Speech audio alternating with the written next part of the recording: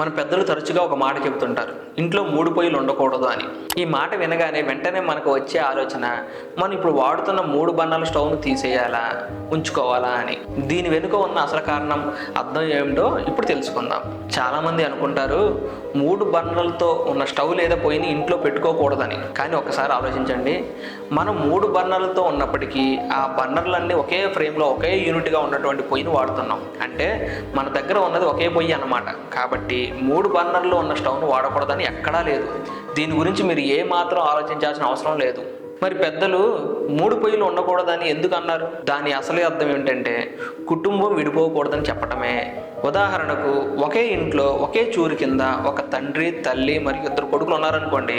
తల్లిదండ్రులు వంట చేసుకునేందుకు ఒక పొయ్యి, పెద్ద కొడుకు విడిగా కాపురం పెట్టి వంట చేసుకునేందుకు 2వ పొయ్యి, చిన్న కొడుకు విడిగా కాపురం పెట్టి వంట చేసుకునేందుకు 3వ పొయ్యి. ఇలా ఒకే ఇంట్లో వేరువేరు కాపురాలు ఉండి 3 వేరువేరు పొయ్యిలు వెలిగించకూడదని మన పూర్వీకులు చెప్పారు. అసలు ఉద్దేశం ఏమిటంటే, కుటుంబ సభ్యులు కలిసి ఉండాలి, ఒకే కుటుంబంగా జీవించాలని చెప్పడానికే మన పెద్దలు ఈ నియమాన్ని పెట్టారు. 3 అన్న సంఖ్యకు ప్రత్యేకంగా చెడు అనేది ఏమీ లేదు. కానీ ఒకే ఇంట్లో 3 వేరువేరు కాపురాలు ఉండడం అనేది కుటుంబ బంధానికి అంత మంచిది కాదనే సందేశాన్ని ఇవ్వడానికే ఈ సాంప్రదాయాన్ని తీసుకొచ్చారు. కాబట్టి మీ ఇంట్లో 3 బర్నర్ల స్టవ్ ఉన్నా ఏమీ కాదు, మీరు దాన్ని ఏ భయం లేకుండా వాడుకోవచ్చు. ఈ ముఖ్యమైన విషయాన్ని మీ కుటుంబ సభ్యులకు, ఫ్రెండ్స్కి కూడా తెలియజేయండి.